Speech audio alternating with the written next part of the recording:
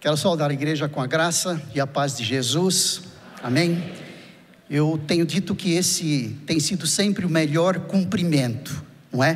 Porque independente das circunstâncias, independente dos desafios, a graça e a paz de Jesus é sempre o melhor cumprimento. Então nós louvamos muito a Deus por isso. Sem demora, eu gostaria de pedir que você, por gentileza, abrisse sua Bíblia em Romanos, carta de Paulo aos Romanos, capítulo 15. Lerei do versículo 1 ao 7. Esse é um dos textos. O outro texto está em 1 Coríntios 11, um pouquinho à frente, capítulo 11, versículo 27 a 30. Então o apóstolo Paulo, escrevendo aos Romanos, nesse primeiro texto, no capítulo 15, do versículo 1 ao versículo 7.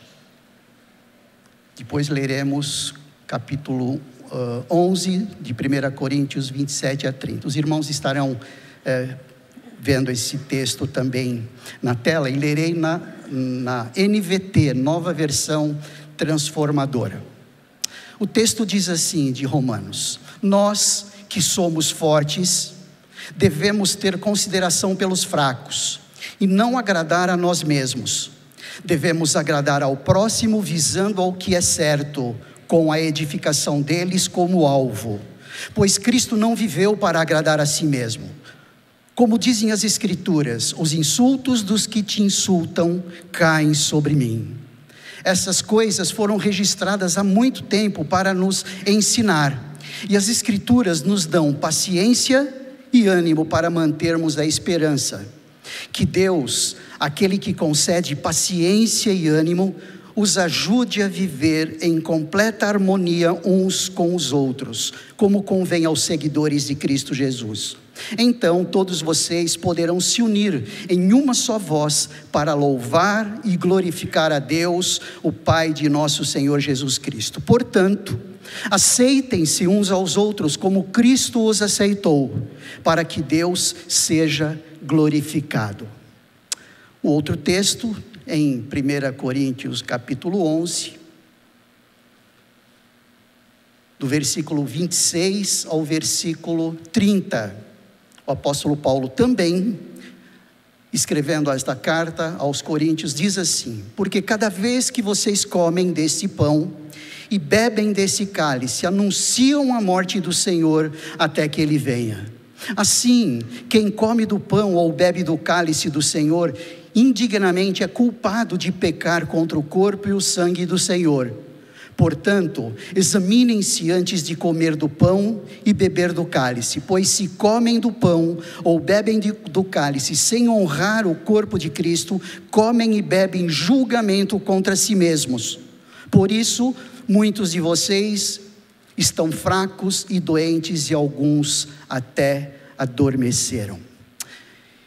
Eu gostaria de, nesta manhã, com esses dois textos em mente, pensar sobre a dinâmica familiar, quando nós olhamos para o texto de Romanos no capítulo 15, e olhamos para a celebração da ceia, que nós estamos celebrando nesta manhã, uma vez por mês. Então são dois textos que se interceptam um ao outro, eles se linkam um ao outro. O texto da palavra de Deus ali em 1 Coríntios, no capítulo 11, é uma palavra forte de exortação de Deus, no sentido de que tenhamos uma atitude responsável diante da ceia.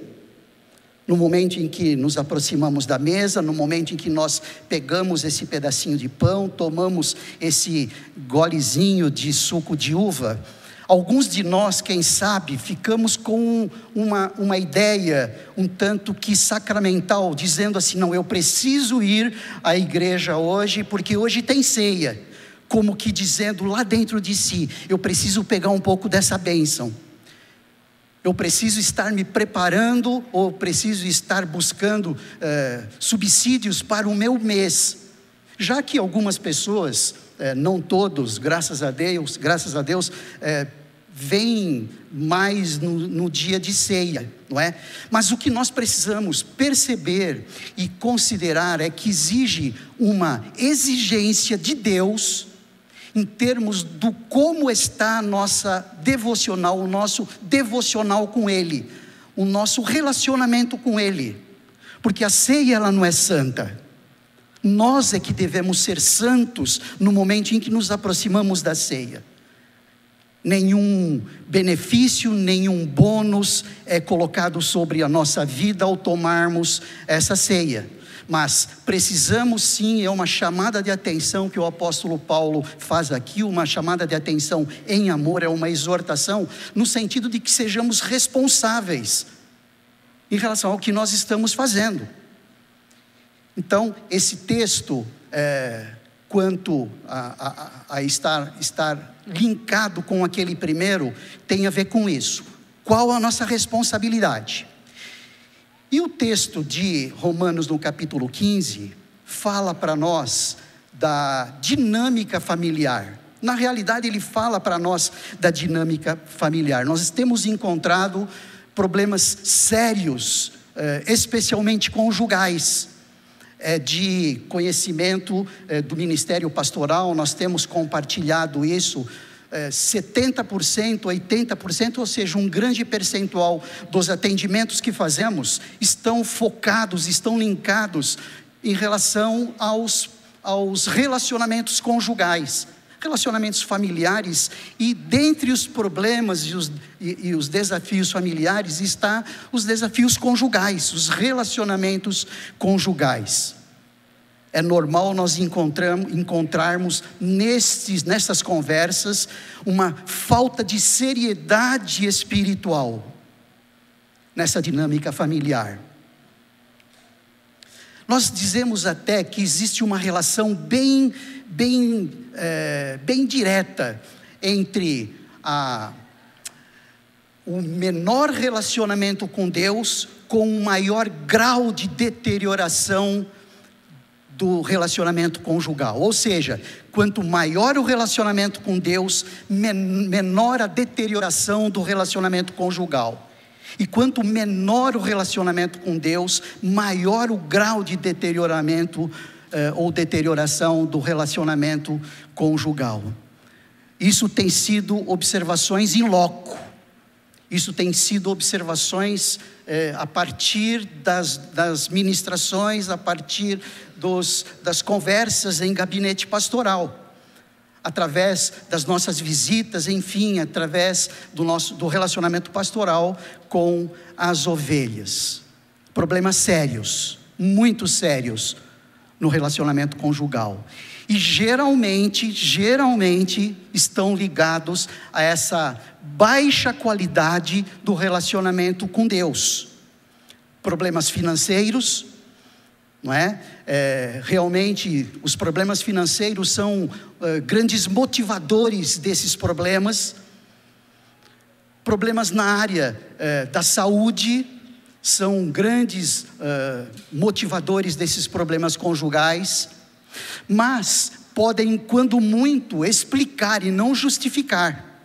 Porque quando existe um fortalecimento de vida espiritual, de relacionamento com Deus, as dificuldades mais aproximam os casais, mais aproximam o esposo em relação à esposa e vice-versa. Então, problemas financeiros são causadores? São, mas não são justificativas para os problemas que temos enfrentado. Imaginem, ou tentemos imaginar o que significa Deus olhando um casal na beira da cama de joelhos, orando em relação a esse problema financeiro, ou seja lá qual problema for. Eu tento imaginar com que grau de carinho Deus vê a dependência do casal de joelhos na cama, ali na beira da cama, pedindo direção, pedindo orientação, pedindo proteção, pedindo cuidados, pedindo união, pedindo amor. Eu não consigo entender um Deus que olha uma imagem dessa e E não se penalize, ou não ajude, ou não vem com consolo, não vem, como o texto diz, não vem com ânimo, não vem com paciência em relação a esse casal. Então, problemas financeiros, é verdade, eles existem. Problemas emocionais, muitos, advindos até de problemas familiares antigos, que têm uma dificuldade muito grande de serem administrados naquele momento de relacionamento, no relacionamento conjugal. Uma dificuldade de um aceitar a individualidade do outro. Esse é um outro problema, um não respeito pelo direito do outro. São algumas das coisas.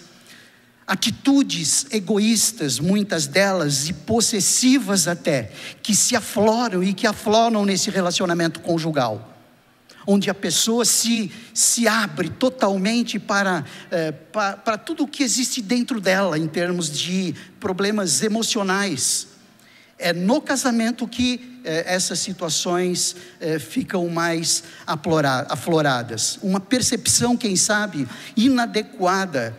Casei para ser feliz. Já ouviram essa expressão? Não é? Eu casei para ser feliz, mas que o outro me faça feliz. É sempre isto, não é? Existe uma preocupação mínima ou pouca em relação a eu casei para fazer o outro feliz. Então essa é uma percepção muito inadequada e que leva a conflitos conjugais e que não tem nada a ver com aquilo que Deus está nos orientando que façamos, a partir do próprio texto que nós vamos desenvolver daqui a pouco. Falta de maturidade espiritual, ignorância bíblica em termos de compreender os planos de Deus. Ficamos focados demasiadamente forte nos nossos planos, nos nossos objetivos de vida, e nos esquecemos que Deus tem um plano. E às vezes ficamos malhando em ferro frio, não é? Buscando os nossos próprios caminhos, os nossos próprios planos, as nossas próprias realizações, e nos esquecemos que o próprio Deus tomou a forma de homem em Jesus para que no 33º ano ele já deixasse essa existência. Puxa, tão novo, tanto tempo ele teria pela frente, talvez alguns dissessem, não é? Mas qual é o propósito de Deus? O propósito de Deus muitas vezes são completamente diferentes daqueles que nós formatamos, daquele que nós imaginamos. Bem, esse texto de Romanos, ele nos ajuda a entender alguns princípios, pelo menos nós vamos citar 2 aqui, que nos ajudaria demais da conta, nesse relacionamento conjugal, nessa dinâmica familiar, principalmente no que tange ao problema conjugal. No versículo 1, logo na primeira parte, quando o apóstolo Paulo diz assim: nós que somos fortes na fé, o texto ele não especifica na fé, mas é essa a ideia do contexto que Paulo vem trabalhando desde o capítulo 14. Nós que somos fortes na fé. Parando um pouquinho aqui, o que significa estarmos fortes na fé? Significa olhar a vida, significa olhar as circunstâncias, significa olhar os desafios todos que temos na vida da perspectiva de Deus e não da nossa perspectiva. Já começamos muitas vezes errando daí. A nossa perspectiva para o relacionamento conjugal, no caso, é uma perspectiva muito humanista. O outro não está me satisfazendo. Não estou falando de insatisfação sexual, estou falando de insatisfação de maneira ampla. O outro não atende às minhas expectativas. Eu não consigo ter aquela vida feliz que eu imaginaria ou que eu imaginava que iria ter. Essa é uma expectativa, é uma perspectiva extremamente humanista. Ou seja, o homem sendo satisfeito em primeiro plano, em primeiro lugar. É o homem em primeiro lugar e não Deus o primeiro lugar. Ver as coisas de uma perspectiva de Deus, bom, o que significa isto? O que significa ver as coisas de uma perspectiva de Deus? Então, biblicamente falando, algumas coisas inclusive se tornam até utópicas para alguns de nós. Ou seja, algumas coisas parecem até que meio irreais. Quem sabe alguns olhariam para nós assim e diriam: você está no nosso mundo? Mas a perspectiva de Deus é muito diferente. Até por conta do que a palavra de Deus nos ensina. Quando nós olhamos em Isaías, no capítulo 55, não é? Deus falando através de Isaías: os meus pensamentos não são os vossos pensamentos, os meus caminhos não são os vossos caminhos. Então é muito fácil nós estarmos operacionalizando o nosso casamento, o nosso relacionamento conjugal, o nosso relacionamento familiar, a partir de uma perspectiva humana, uma perspectiva nossa, e erramos o alvo com isto. Geralmente é assim, os conflitos eles são acerca das perspectivas, as perspectivas humanas. Então, esse princípio de maturidade espiritual é essencial para nós ajustarmos a nossa vida conjugal. E isso tem a ver com o momento de ceia.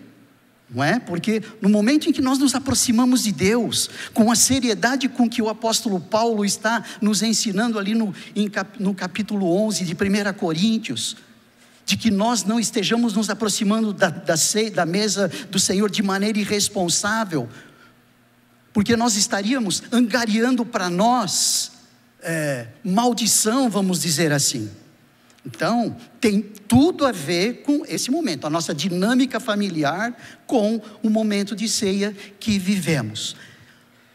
Bem, se precisamos trabalhar a perspectiva de Deus, nós precisamos então olhar a palavra de Deus como a nossa regra de fé e prática, que aliás é um dos princípios batistas. A palavra de Deus, as escrituras sagradas, são a nossa regra de fé e prática, ou seja, a nossa prática cristã, a nossa prática profissional, a nossa prática do relacionamento conjugal, relacionamento familiar, relacionamento interpessoal de maneira geral, tem a ver com o que a palavra de Deus está nos dizendo. Eu quero só relembrar um episódio ali, quando Josué estava no final do seu ministério, ele estava pronto para morrer ali. Inclusive, eu estou mencionando Josué capítulo 23, logo no primeiro versículo, ele diz: muito tempo se passou depois de o Senhor ter concedido a Israel descanso de todos os seus inimigos. E aí, a partir do versículo 6, Josué vem exortando o povo, dizendo o seguinte: por isso, esforcem-se ao máximo para cumprir cuidadosamente tudo o que Moisés escreveu no livro da lei. Não se desvie dele nem para um lado, nem para o outro. Então, essa é uma das muitas exortações de Deus, uma das muitas chamadas de atenção de Deus, no sentido de que nós fincássemos o nosso pé, fincássemos a nossa atenção nas escrituras sagradas. Não só aos domingos, não só às quartas, mas diariamente nos nossos relacionamentos e no nosso devocional com Deus. Então, sem a palavra, sem levar a sério a palavra de Deus, não conseguiremos ser maduros na fé, não conseguiremos ser firmes na fé e automaticamente não teremos a perspectiva de Deus para o nosso dia a dia. E dentro ainda desse princípio de maturidade espiritual, não tratando os nossos problemas, os problemas que temos vivido, os desafios que temos vivido, de uma perspectiva de mundo.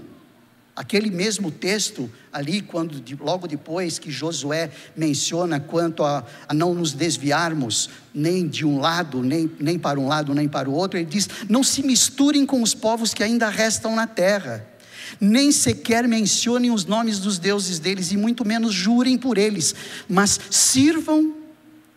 não sirvam nem adorem esses deuses, mas apeguem-se firmemente ao Senhor seu Deus, como fizeram até hoje. Então, esse apego a Deus, o que talvez muita gente chame de fanatismo, Mas que nos importa aqueles que digam assim? O importante é que nós estejamos realmente apegados a Deus, buscando em Deus os seus propósitos, buscando em Deus as suas perspectivas, até a perspectiva de um desemprego, por exemplo. Senhor, qual é a tua perspectiva para mim e para minha esposa? Senhor, qual é a tua perspectiva para mim e o meu esposo em relação a essa situação difícil que estamos vivendo?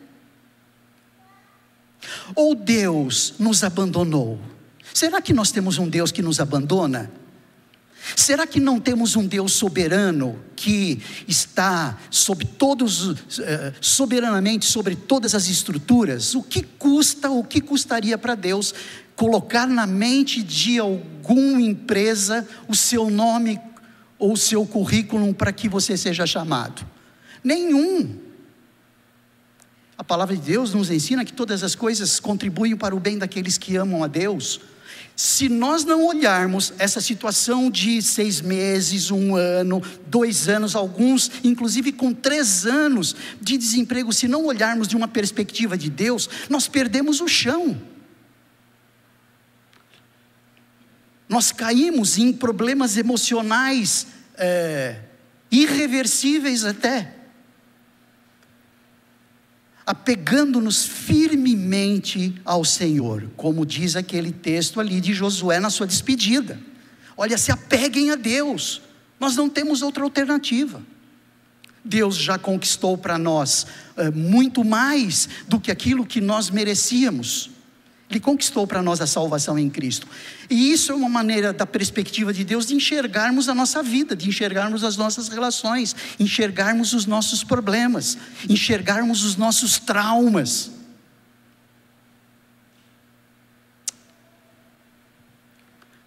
Esperando e confiando em Deus, é olhar as situações de uma perspectiva de Deus. Isso tem a ver com ser forte. Quando o apóstolo Paulo diz, nós que somos fortes, aí ele vai continuar, mas ele tem isso em mente, e entre outras coisas. Salmo 37:5, que todos nós conhecemos, que se faz real justamente nos problemas de crise. Porque nos problemas que não tem crise, que não existe crise, que está tudo tranquilo, como nós aplicaríamos, entrega o teu caminho ao Senhor, confia nele, ele tudo fará? Esse texto parece que ele realça aos nossos olhos e na nossa vida, justamente quando nós estamos em crise, quando nós estamos amargando uma série de problemas e uma série de situações. Aí Deus fala de maneira muito profunda, entrega o teu caminho ao Senhor, confia nele, ele tudo fará. Ou Deus é mentiroso? Ou ele não conhece a nossa dinâmica de vida? Quem sabe? Para alguns, quem sabe alguns pensem assim. Mas o que há necessidade é estarmos firmes e fortes na fé. Uma outra coisa ele vem dizendo logo na segunda parte do versículo, quando ele diz, devemos ter consideração pelos fracos e não agradar a nós mesmos. Nem todo mundo tem o mesmo grau de espiritualidade, nem todo mundo tem o mesmo grau de maturidade espiritual. Então, não consideremos aí de maneira pejorativa a questão de ser fraco, mas é aquela questão de não termos o mesmo grau de maturidade. Nem sempre no relacionamento conjugal a esposa e o esposo estão no mesmo patamar, vamos dizer assim, de maturidade espiritual. Um está às vezes um pouquinho mais maduro na fé. E é esse o momento em que nós precisamos avaliar as nossas discussões, precisamos começar a avaliar como começam os grandes problemas conjugais, quando começamos a discutir relações, quando começamos a discutir a opinião um do outro, sendo que não, a minha é a certa, não, a minha é a certa. No final, segundo a palavra de Deus e da perspectiva de Deus, a opinião de nenhuma é certa, quando as duas são colocadas em termos de confronto. O apóstolo Paulo, no capítulo 14, talvez você nem precise virar a página, logo no versículo 1 ele diz ali: aceitem os que são fracos na fé e não discutam sobre as opiniões deles acerca do que é certo ou errado. E aí ele dá o exemplo, no caso de comer, por exemplo, um irmão crê que não é errado comer qualquer coisa, outro porém que é mais fraco, come somente verduras e legumes. Quem se sente à vontade para comer de tudo, não deve desprezar quem não o faz. E quem não come certos alimentos, não deve condenar quem o faz, pois Deus aceitou. Quem são vocês para condenar os servos de outra pessoa? O servo deles julgará se estão em pé ou se caíram. E com a ajuda de Deus, ficarão em pé e receberão aprovação. Então, essa discussão de você está certo, não, eu é que estou certo, eu é que estou errado, enfim, essa discussão que não leva a nada, é que começam os grandes problemas conjugais. Geralmente não são os problemas, a raiz do problema, mas como esses problemas são administrados no dia a dia pelos casais. E aí, logo em seguida ele diz o que precisa ser feito. Gente, vocês vão perceber, talvez alguns já perceberam, como da perspectiva de Deus, as coisas funcionam diferente como a perspectiva humana. Quando o apóstolo Paulo diz aí, né, nós que somos fortes devemos ter consideração pelos fracos e não agradar a nós mesmos. E não agradar a nós mesmos. E não agradar a nós mesmos. O que significa isso? Pastor, você está aqui? Talvez uma pergunta. Nós não operamos assim, nós não operamos como pessoas humanas, o fato de não agradarmos a nós mesmos, porque a nossa estrutura demanda contra isto, mas é exatamente isso que Deus quer e exige que façamos. Aí vem aquela questão das coisas impossíveis de se acontecer, né? Das utopias da vida. Não devemos agradar a nós mesmos. Numa relação onde o princípio é, eu preciso ser agradado, não funciona. Não funciona. O que funciona da perspectiva de Deus? Agradar o outro. Procure agradar o outro. Isso tem muito a ver com egoísmo e altruísmo. Altruísmo é uma palavra que é poucamente utilizada, é uma palavra e uma ideia e um viver um tanto quanto utópico, impossível de se viver para alguns casos. Mas a palavra de Deus está clara aqui. Não agradar a nós mesmos, devemos agradar ao próximo visando ao que é certo, com a edificação deles como alvo.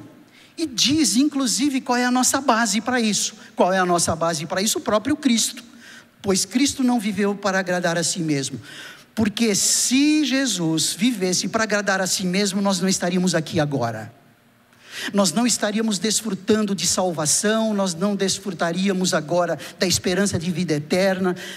Não imagino onde eu estaria neste momento se não fora essa base de Jesus não agradar a si mesmo, para que eu estivesse aqui, para que você estivesse aqui, para que os casais pudessem dar certo. Devemos agradar ao próximo visando ao que é certo, com a edificação deles, porque quando nós fazemos isso, nós edificamos o outro. Isso é perspectiva de Deus para o casamento. Esse tem que ser o nosso alvo, e esse deve ser o nosso objetivo. No versículo 5, ele diz assim, olha, Deus não nos deixa sozinho diante desses conceitos utópicos. Aí, quando ele diz, que Deus, aquele que concede paciência e ânimo, pastor, isso eu preciso, hein?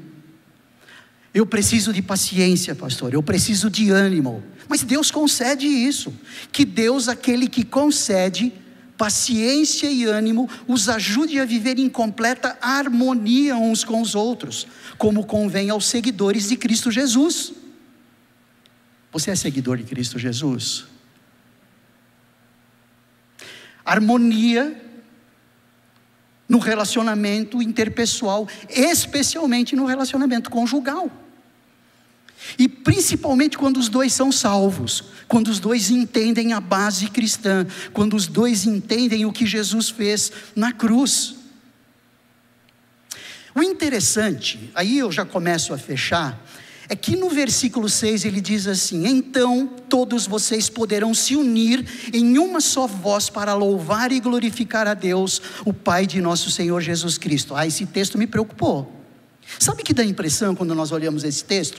Se nós não operarmos a nossa vida, ou não operacionalizarmos a nossa vida no relacionamento conjugal, no nosso relacionamento familiar, da perspectiva de Deus, qual é a base de nós estarmos num momento como esse, louvando e adorando a Deus, com os nossos corações em conflito, com os nossos corações com grande atrito um com o outro?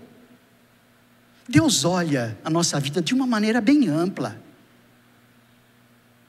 E de uma maneira humana, eu tento ver Deus olhando assim e dizendo: mas você é um hipócrita, olhando e falando para mim. Então, ou seja, desta forma, levando em conta de tudo o que eu disse agora, ou seja, ter consideração pelos fracos e não agradar a nós mesmos. Devemos agradar o próximo visando ao que é certo, com a edificação deles como alvo. Pois Cristo não viveu para agradar a si mesmo. Que Deus, aquele que concede paciência e ânimos, ajude a viver em completa harmonia uns com os outros, como convém aos seguidores de Cristo Jesus. Então, todos vocês poderão se unir em uma só voz, para louvar e glorificar a Deus, o Pai de nosso Senhor Jesus Cristo. Concluindo, no momento em que nós nos aproximamos da mesa do Senhor, não tem oração mais oportuna que não essa: Senhor, me perdoe. Senhor, me dê ânimo. Senhor, me dê paciência. Senhor, me ajude a agradar o outro. Me ajude, Senhor, a agradar o meu cônjuge. Independente de qualquer coisa, porque o apóstolo Paulo não diz: olha, se você estiver nessa situação, ou naquela, ou naquela, ou naquela, você não precisa se enquadrar nessa minha, não é orientação, nessa minha ordem. Qual é a nossa situação como famílias? Qual é a nossa situação como cônjuges? No momento em que nós nos aproximamos da ceia, eu quero concluir com 2 textos. Primeiro, então todos vocês poderão se unir em uma só voz, para louvar e glorificar a Deus, o Pai de nosso Senhor Jesus Cristo. Versículo 6 desse texto. Segundo, Romanos 14, 18 a 19, que faz parte do contexto. Se servirem a Cristo com essa atitude, essa atitude que estamos considerando nesta manhã, atitude de não agradar a si mesmo, manifestando força, manifestando maturidade espiritual, agradarão a Deus e também receberão a aprovação das pessoas. Portanto, temos como alvo a harmonia e procuremos edificar uns aos outros. Queridos, esse é o tempo. Se você está em conflito conjugal, familiar, relacional, Romanos 15. E no momento em que nos aproximamos da ceia, 1 Coríntios, capítulo 11, do versículo 26 a 30. Feche seus olhos, vamos orar.